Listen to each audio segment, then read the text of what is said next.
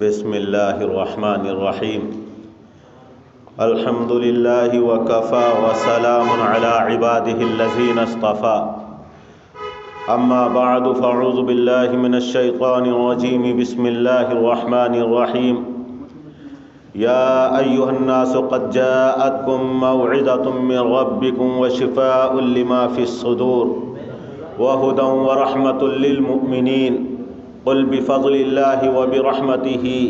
فبذلک فلیفرحوا هو خیر مما یجمعون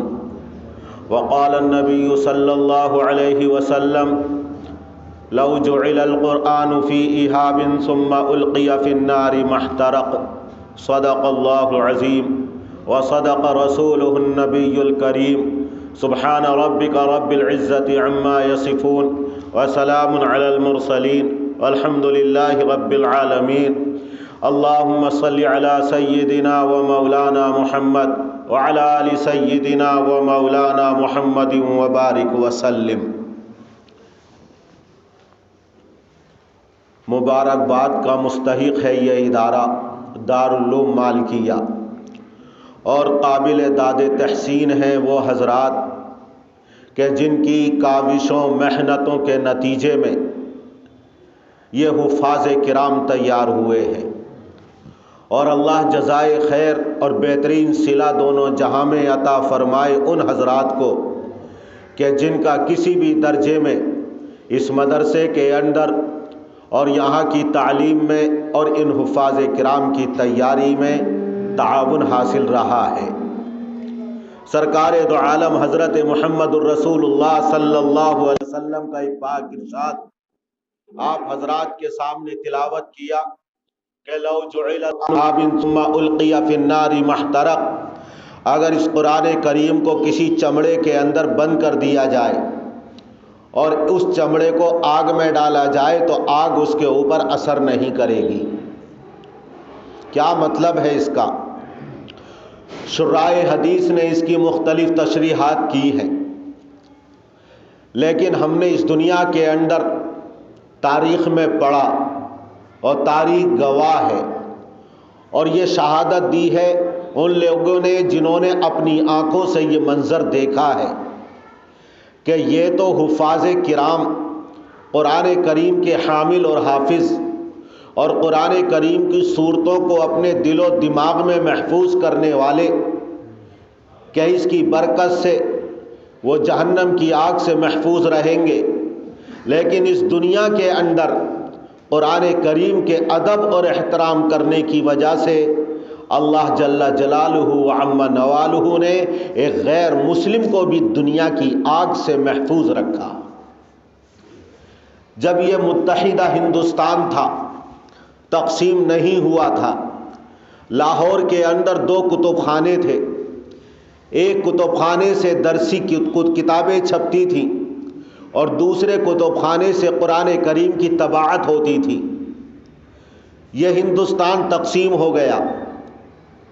اور لاہور سے وہ کتب خانے منتقل ہو کر دلی آئے۔ پنڈت نول کشور جس کے کتب خانے سے قرآن کریم چھپتا تھا، اس کی طباعت ہوتی تھی، نقل مکانی کر کے اور ہجرت کر کے دلی آئے اور دلی میں آ کر سکونت اختیار کر لی۔ جس طرح ان کا کام قرآن کریم کی طباعت کا متحدہ ہندوستان کے اندر مشہور تھا، تقسیم کے بعد بھی ہندوستان کے اندر ان کے کتب خانے کو وہی مقبولیت حاصل تھی۔ لیکن یہ بھی یاد رکھنے کی بات ہے کہ جس طرح تقسیم سے پہلے اپنے کتب خانے میں اپنے پریس کے اندر قرآن کریم کا یہ ادب و احترام کرتے تھے، تقسیم کے بعد دلی آنے پر اسی طرح قرآن کریم کے ادب و احترام کا خیال رکھتے تھے۔ لاہور کے اندر کیا کرتے تھے؟ جب ان کی پریس اور ان کی طباعت کا کارخانہ تھا، جہاں قرآن کریم کی جلد سازی ہوتی تھی، انہوں نے قرآن کریم کے ادب و احترام میں یہ اصول بنایا تھا کہ کوئی شخص بھی اپنے جوتوں کو لے کر اس کمرے کے اندر نہیں جائے گا۔ جو قرآن کریم کے اوراق اگر الٹے چھپ جائیں تو ایک ٹیم ایسی مقرر کر رکھی تھی کہ ادب و احترام کے ساتھ ان اوراق کو اٹھائے اور ایک بوری کے اندر، ایک کپڑے کے اندر جمع کرے اور ایسی جگہ ان کو دفن کر دے جہاں کسی انسان کا، کسی جانور کا پیر نہ پڑے،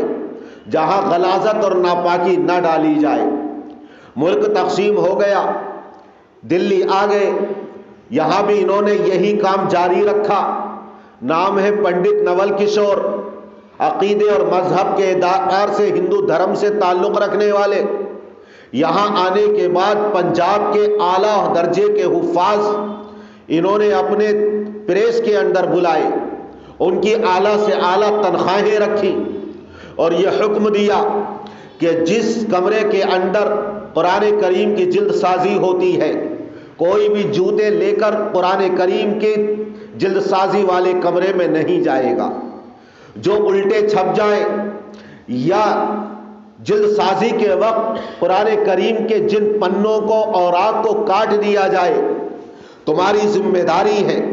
کہ ان کو ادب و احترام کے ساتھ اٹھا کر ایک جگہ جمع کیا جائے اور ایسی جگہ دفن کرو جہاں ان کی بے حرمتی نہ ہو۔ ادب و احترام ملحوظ رہنا چاہیے۔ اسی طرح یہ معاملہ چلتا رہا۔ ان کی موت کا وقت آ گیا، شروع میں بیمار ہوئے، بیٹے نے کاروبار سنبھالا، لیکن بیٹے کو بھی یہی نصیحت تھی، یہی وصیت تھی کہ قرآن کریم کا احترام کرنا، جلد سازی کے والے کمرے کا احترام کرنا، اس کے اوراق کا احترام کرنا،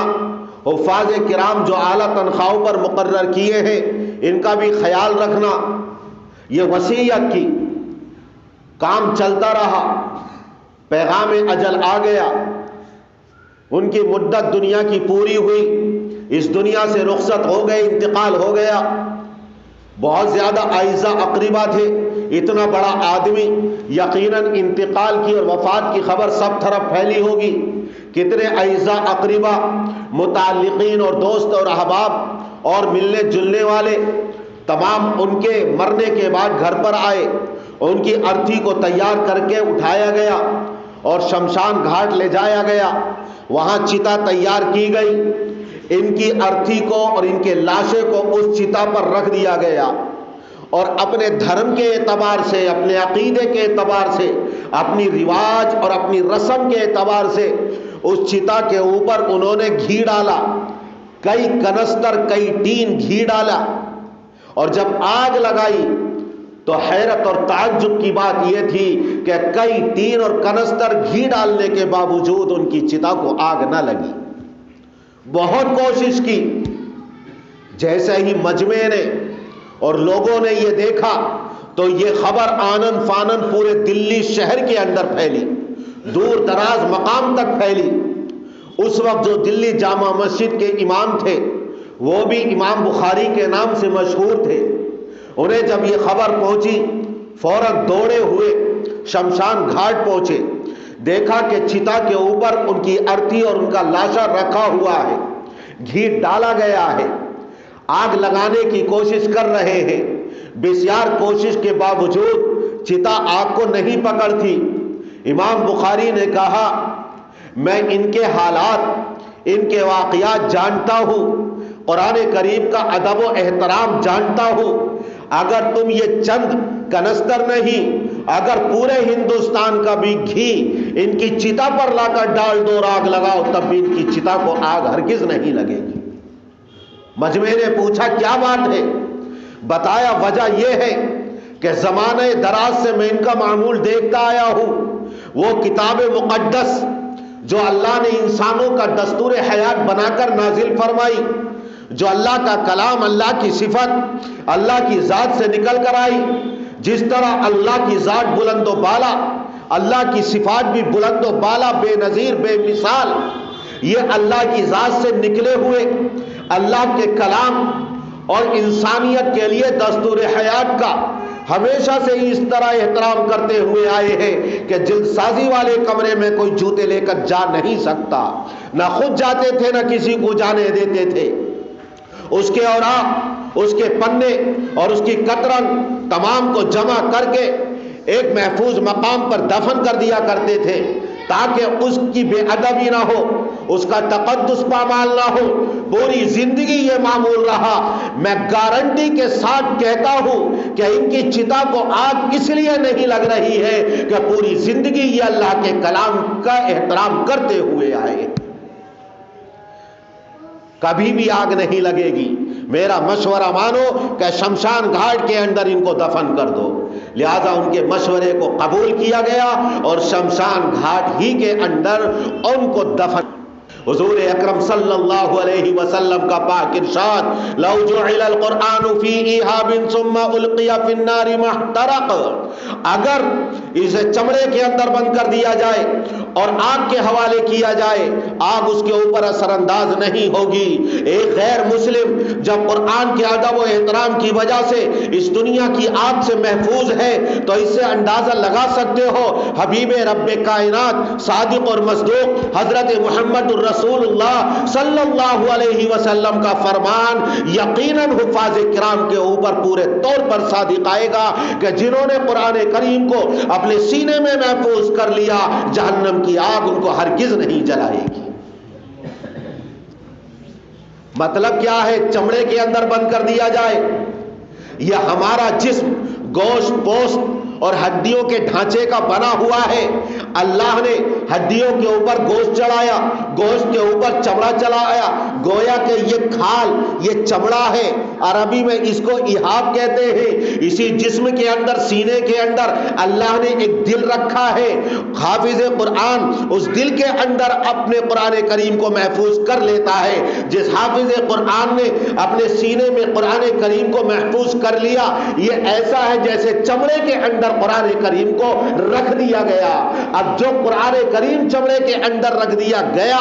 میرے آقا کا سچا فرمان، آگ اس کے اوپر اثر انداز ہرگز نہیں ہو سکتی۔ ابو مسلم خولانی، مسیلمہ کذاب نے اپنی آگ کے اندر ان کو ڈالا، لیکن آگ نے ان کے اوپر اثر نہ کیا، اور میرے آقا نے فرما دیا اس امت کے اندر اللہ نے ایسے شخص کو پیدا فرمایا ہے جس کے ساتھ وہ معاملہ کیا جو اپنے خلیل حضرت ابراہیم علیہ السلام کے ساتھ معاملہ فرمایا تھا۔ قرآن کی برکت تھی۔ حضرت شاہ عبدالعزیز ایک عیسائی کے ہاتھ کو پکڑ کر جب بھڑکتے ہوئے شعلوں کی طرف چلتے ہیں تو عیسائی کے چہرے کا رنگ پیلا پڑ گیا، کانپنے لگا، تھرانے لگا، ہاتھ چھڑا کر بھاگا۔ لیکن شاہ عبدالعزیز محدث دہلوی رحمت اللہ علیہ فرماتے ہیں، رب کعبہ کی قسم، جب میں آگ کی طرف چلا ہوں میں نے وہ خوشبو محسوس کی ہے کہ جو جنت کی خوشبو محسوس کی جاتی ہے۔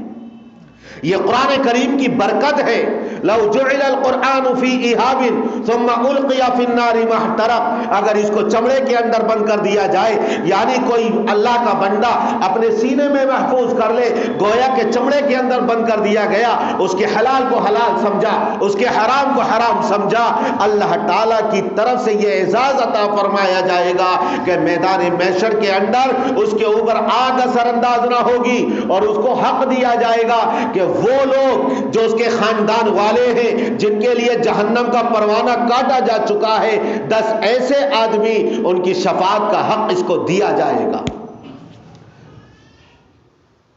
بڑے خوش نصیب ہیں وہ حفاظ کرام جنہوں نے اپنے جگر کو مار کر، اپنے دل کو جلا کر، راتوں کو محنتیں کر کے، اپنے دل کے خون کو روشن کر کے ان کو حافظ قرآن کریم بنایا ہے۔ پھلا پھولا رہے یا رب چمن میری امیدوں کا، پھلا پھولا رہے یا رب چمن میری امیدوں کا، جگر کا خون دے دے کر یہ بوٹے میں نے پالے ہیں۔ جس طرح یہ حافظ قرآن کریم قابل احترام ہے، اسی طرح یہ حفاظ کرام بھی قابل احترام ہے۔ ان کی نسبت قائم ہو گئی اللہ کے کلام سے۔ ایک وہ کپڑا جس کو انسان ہی اپنے ہاتھوں سے تیار کرتے ہیں، لیکن جب خانہ کعبہ کا غلاف بن گیا تو وہ اب قابل احترام بن گیا۔ اب اس کو سر پر لگانا، آنکھوں پر لگانا، منہ سے چومنا، اس سے پکڑ کر دعائیں کرنا، اس سے چمٹنا، ہر مسلمان اپنے لیے قابل سعادت سمجھتا ہے۔ خوش نصیبی کی علامت سمجھتا ہے، اپنی نیک بختی سمجھتا ہے۔ وہی کپڑا جو انسانوں نے بنایا اللہ کے گھر سے نسبت ہو گئی، اس کا اتنا احترام۔ یہ پہلے ایک عام انسان تھے، عام مسلمان تھے، لیکن جب اللہ کے کلام کو انہوں نے حفظ کر لیا تو اب ان کو حافظ کہا جانے لگا۔ اللہ نے اپنا نام عطا فرمایا حافظ، اسماء حسنہ میں سے ایک نام عطا کر دیا گیا، اللہ نے یہ لقب ان کو دیا، اور یہ نسبت قائم ہو گئی اللہ کے کلام سے، اللہ کی صفت کلام سے۔ لہذا جس طرح اللہ کا کلام قابل احترام اپنے سینوں میں محفوظ کرنے کی وجہ سے یہ حافظ قرآن بھی قابل احترام بن گیا۔ لیکن اللہ حفاظت فرمائے امت مسلمہ کی، سب سے پہلے میری اور تمام ہمارے دینی بھائیوں کی، بزرگوں کی، دینی ماں اور بہنوں کی لب کشائی کرنے سے، شان میں نازیبا الفاظ استعمال کرنے سے، ان کی بدگوئی اور غیبتیں کرنے سے کہ جن کی نسبت اللہ کے کلام سے ہو گئی، وہ کپڑا جس کی اللہ کے گھر سے نسبت ہو گئی، اتنا احترام جس کی براہ راست اللہ کے کلام سے اللہ کی صفت سے نسبت قائم ہو گئی، وہ کتنا بڑا قابل احترام ہو جائے گا، جبکہ اس کی عظمتیں، اس کی فضیلتیں، اس کی بشارتیں قرآن میں بھی مذکور ہیں اور احادیث شریفہ میں بھی ذکر کی گئی ہے۔ لیکن امت مسلمہ نے ان کو بھلا دیا، اور ذرا سے بھی کوئی حرکت ان کی طرف سے دیکھی، کوئی نامناسب حرکت ان کی طرف سے دیکھی، کوئی عمل دیکھا، کوئی بات ان کی سنی، تو ہماری زبانیں ان کے بارے میں ایسی قیچیوں کی طرح اور تلواروں کی طرح اور نشتروں کی طرح چلتی ہیں۔ الامان والحفیظ، ان کی پگڑیاں اچھالی جاتی ہیں، ان کی عزت پامال کی جاتی ہے۔ یاد رکھیے حدیث پاک کے اندر اللہ کے رسول صلی اللہ علیہ وسلم نے فرمایا ہے جو حافظ قرآن کا اکرام کرتا ہے حقیقت میں یہ اللہ کا اکرام کرنا ہے۔ اس کا مفہوم مخالف یہ نکلتا ہے جو حافظ کی توہین کرتا ہے یقیناً اللہ تبارک و تعالیٰ کی توہین کرتا ہے۔ اللہ کے عذاب سے ڈرنا چاہیے۔ وعیدیں بیان کی گئی ہیں، کہیں ایسا نہ ہو کہ ان کی شان میں گستاخی کرنے کی وجہ سے، نامناسب الفاظ استعمال کرنے کی وجہ سے ہم ایمان سے محروم نہ ہو جائیں، ہماری نسل دین سے محروم نہ ہو جائے۔ کتنی محنتیں کی ہیں ان کے اساتذہ نے، کتنی محنتیں کی ہیں ان حفاظ کرام نے، کتنا اللہ کا شکر، اللہ کا کرم اور اللہ کا احسان کہ آج اس بڑے بنے بنائے ادارے کے اندر، جس کے اندر محنتیں شامل ہیں، حضرت مولانا امام الدین رحمت اللہ علیہ کی جن کی قربانیاں شامل ہیں، جن کے ترقی میں خون شامل ہے، حضرت مولانا نجم الحق رحمت اللہ علیہ کا اللہ ان کی قبروں کو نور سے بھر دے اور اللہ منور فرمائے۔ آج یہ چمن ہمیں مہکتا ہوا نظر آ رہا ہے، ورنہ ان علاقوں کو دیکھو اور ماضی پر غور کرو کہ جہاں قرآن کریم کے حفظ کرنے کے لیے کتنی انہوں نے محنتیں اور مشقتیں جھیلی ہیں، ظلم و ستم کا تختہ مشق بنائے گئے ہیں۔ جب سرخ انقلاب آیا ہے، روس کے اندر کمیونزم آیا، دہریت آئی، الحاد آیا، اور یہ نعرہ دیا گیا کہ ہم نے روس سے خدا کو نکال دیا، الیاذ باللہ، روس کی حدود سے اللہ کو نکال دیا۔ وہ گلے کاٹ دیے جاتے تھے جن گلوں سے اللہ اکبر کی صدائیں نکلتی تھیں، وہ زبانیں تراش دی جاتی تھیں جن سے اللہ کے کلام کی تلاوت کی جاتی تھی، وہ ہاتھ کاٹ دیے جاتے تھے جو قرآن کریم کو اٹھاتے تھے۔ اگر کوئی عربی بولتا تھا یا عربی نام رکھے جاتے تھے جیل کی سلاخوں کے پیچھے ڈال دیا جاتا تھا۔ اللہ کا نام لینا ایک جرم قرار دے دیا گیا، ناقابل معافی جرم، اسے اٹھا لیا جاتا تھا اور یقین کر لیا جاتا تھا کہ آج اس کا خاتمہ کر دیا گیا ہے۔ بڑی خوش نصیب ہیں وہ مائیں اس سر انقلاب میں اور الہادیت کے دور میں جہاں اللہ کا نام لینا جرم تھا، قرآن کی تلاوت کرنا جرم تھا، اس کا پڑھنا پڑھانا جرم تھا، جہاں مدارس بند کر دیے گئے، جہاں مساجد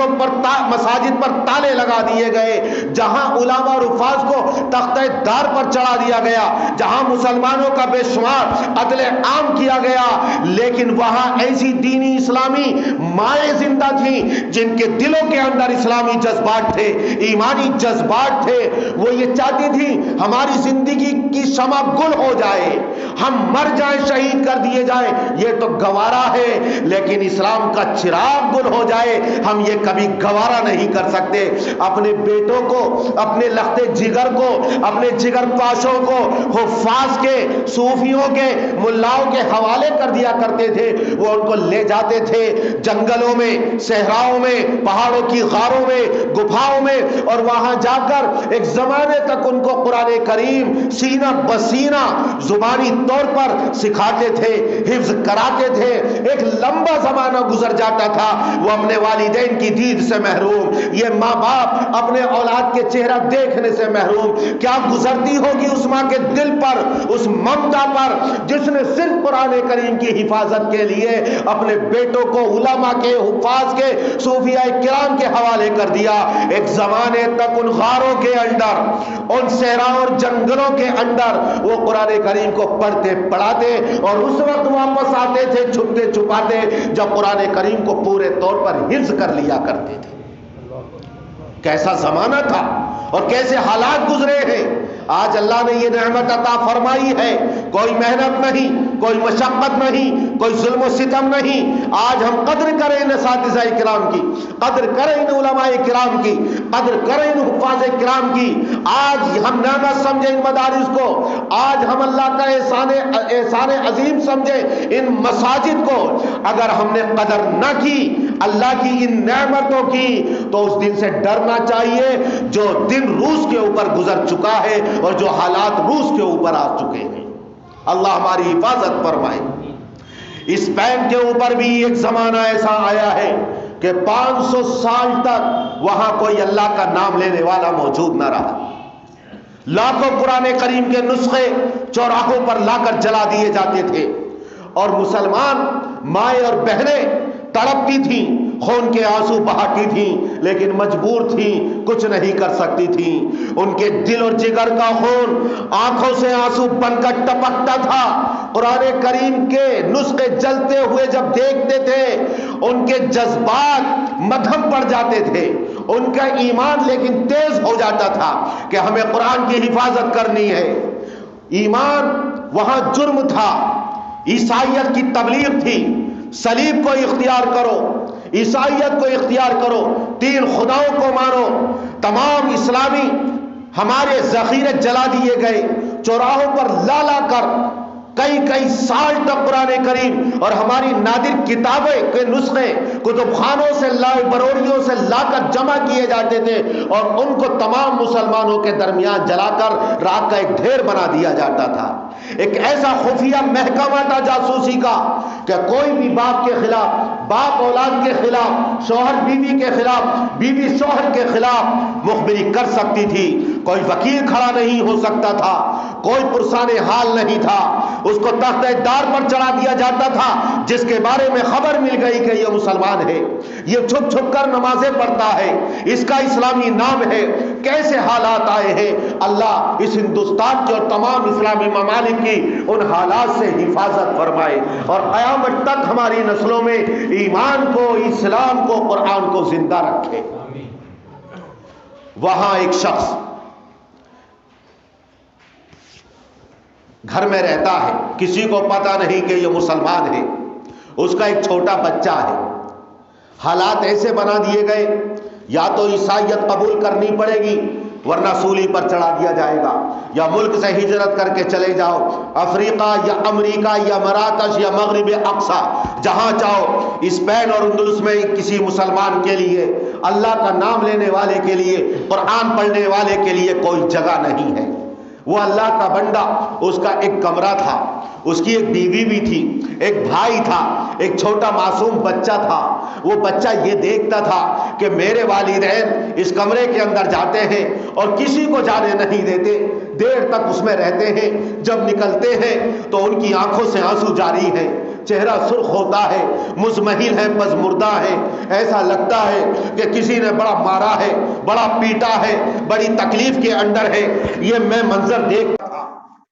اور جب میری والدہ مجھے اسکول چھوڑنے کے لیے جاتی تھی، دور تک مجھے رخصت کرتی تھی، میں اسکول سے جب واپس آتا عیسائی اسکول سے، تو میں اپنے والدین سے کہتا آج میں نے بائبل کی مقدس کتاب کے اندر یہ سبق پڑھا ہے، آج میرے پوپ نے پادری نے مجھے یہ پڑھایا ہے۔ ایسا لگتا تھا کہ میرے والدین کے اوپر کوئی بجلی گر پڑی ہو، وہ ہوش و حواس کھو بیٹھتے تھے، ان کے چہرے کا رنگ بدل جاتا تھا، ان کی آنکھوں سے آنسو بہہ پڑتے تھے، میں سمجھ نہیں پاتا تھا آخر یہ رونا، یہ تڑپنا، یہ مچلنا،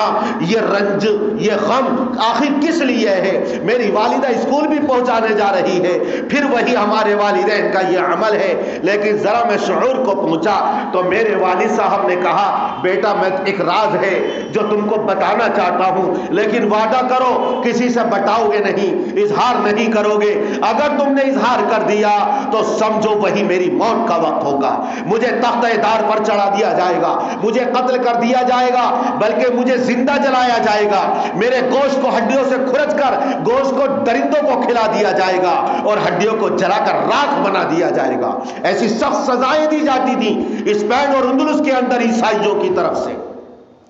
پھر میرے باپ مجھے کمرے کے اندر لے کر گئے، کمرہ بند کر دیا گیا، اس زمانے میں آج کی طرح روشنیاں نہیں تھیں، چراغ تلاش کیا، اس کو روشن کیا، اور اس کی دھیمی روشنی نے میرے والد نے کہا بیٹے قریب آؤ، میں قریب آیا، کہا بیٹے یہ راز کسی سے ظاہر مت کرنا، تم وعدہ کرو کسی سے کہو گے تو نہیں۔ میں نے دبی اور سسکتی آواز میں کہا کیا بات ہے؟ کیا بیٹے تم اس راز کو راز نہیں رکھ سکو گے؟ کیا تم مجھے قتل کروا دو گے؟ کیا تختے داد پر چڑھوا دو گے اگر تم نے راز کا افشا کر دیا؟ بیٹا کہنے لگا ابا جان آپ فکر نہ کریں، میں آپ کے راز کو راز رکھوں گا۔ دیکھا کہ ایک اونچی جگہ پر قرآن کریم رکھا ہوا ہے، وہ اٹھا کر لائے اور کہنے لگے بیٹے یہ کتاب ہے۔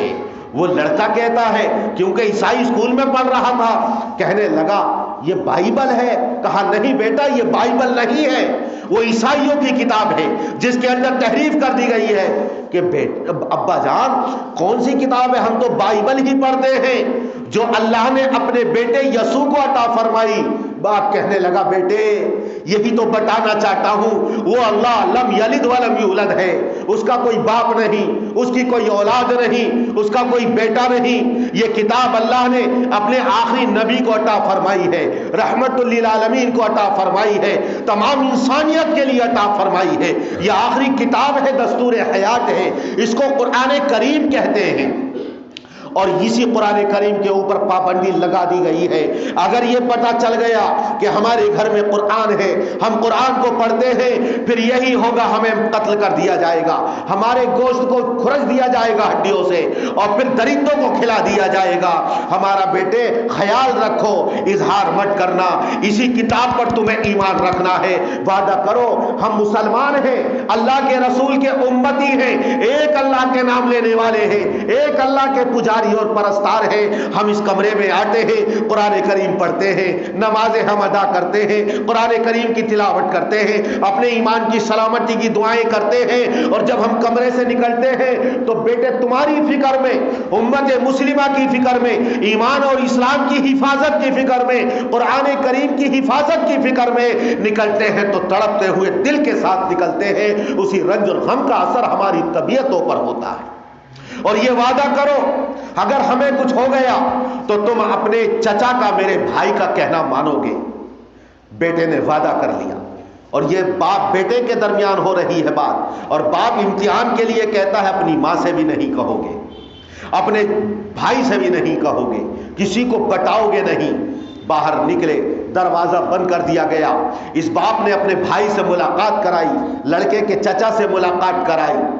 زمانہ گزرتا رہا، ایک وقت وہ آیا، چچا نے کہا کہ بیٹے چلو اب یہاں سے ہمیں ہجرت کرنی ہے۔ ملک سے نکلے، ہجرت کر رہے ہیں، وہ بیٹا تڑپتے ہوئے پوچھتا ہے کہ چچا جان میرے والدین کہاں ہیں؟ بتاؤ تو صحیح، ہم انہیں چھوڑ کر کیسے جا سکتے ہیں؟ چچا کہتا ہے کیا تمہارے والد نے یہ وعدہ نہیں لیا تھا کہ تم اپنے چچا کی بات مانو گے، کوئی سوال نہیں کرو گے؟ وہ پورے رستے ہجرت کے سفر میں پوچھتا چلا گیا، لیکن چچا نے نہ بتایا، یہاں تک کہ ہجرت کر کے مراکش پہنچے اور وہاں جا کر چچا نے اس بھتیجے کو بتایا کہ بیٹے تمہارے والدین شہید ہو چکے ہیں،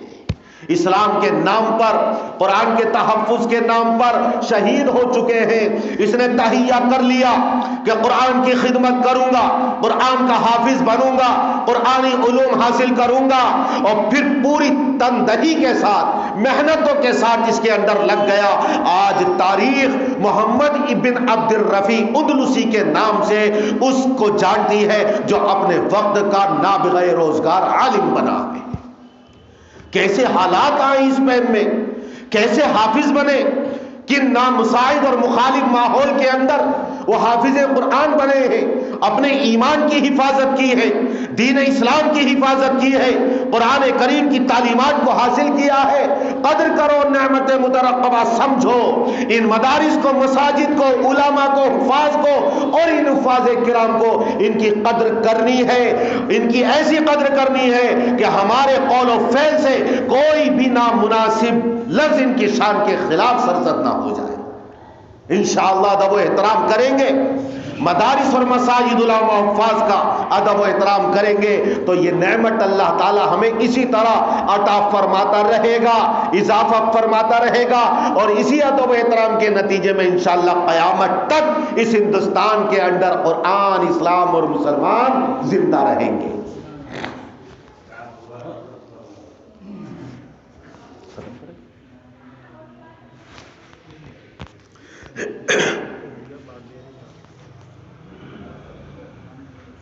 علامہ ابن القیم رحمت اللہ علیہ نے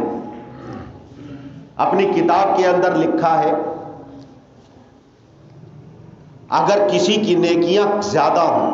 اور بڑی بڑی نیکیاں ہوں، اسلام کے اندر ان کا اثر بھی ہو، اگر اس سے کوئی نامناسب کام صادر ہو جائے، کوئی گناہ ہو جائے، تو اس کی بڑی بڑی نیکیوں کو ملحوظ رکھتے ہوئے، زیادہ نیکیوں کا لحاظ رکھتے ہوئے اور اس کی تاثیرات کا خیال رکھتے ہوئے ان کی غلطیوں پر کبھی گرفت مت کرنا۔ اور دلائل سے ثابت کیا ہے، مثال کے طور پر حضرت حاتب بن ابی بلتع رضی اللہ عنہ جنگ بدر کے اندر شریک رہے، سن 8 ہجری ہے،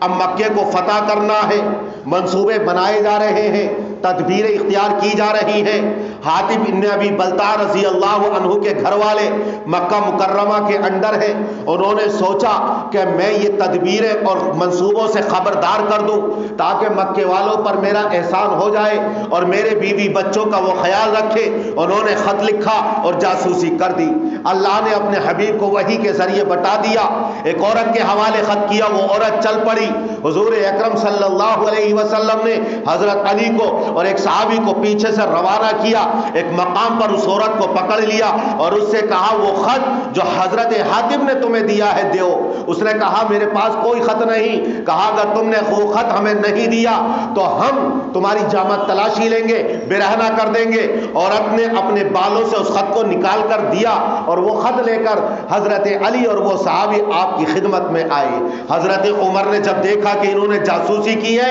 عرض کیا اے اللہ کے رسول مجھے اجازت دے دیجئے میں اس کی گردن اڑا دوں۔ آپ نے فرمایا اے عمر تمہیں اختیار نہیں ہے، اس لیے کہ یہ وہ مقدس صحابی ہیں جن کی جنگ بدر میں شرکت رہی ہے اور اللہ نے جنگ بدر میں شرکت کی وجہ سے ان کے تمام گناہوں کو معاف کر دیا ہے۔ جاسوسی کا گناہ مسلمانوں کے خلاف کتنا بڑا گناہ، لیکن اس سے بڑی نیکی جنگ بدر میں شرکت کی تھی۔ حضور اکرم صلی اللہ علیہ وسلم نے فرما دیا کہ اس گناہ کی وجہ سے ان کی گرفت نہیں کر سکتے ہو۔ اس لیے یہ بشر ہیں، یہ فرشتے نہیں ہیں، یہ انسان ہیں، یہ نورانی مخلوق نہیں ہے۔ ان سے گناہ ہونا کوئی تعجب کی بات نہیں، گناہ نہ ہونا تعجب کی بات ہے۔ اس لیے اگر کوئی معمولی ان سے غلطی ہو جائے تب بھی ادب و احترام ان کا ملحوظ رکھنا۔ انشاءاللہ دین نسلوں کے اندر باقی رہے گا۔ میں نے قرآن کریم کی ایک آیت آپ حضرات کے سامنے تلاوت کی ہے جس میں اللہ نے فرمایا،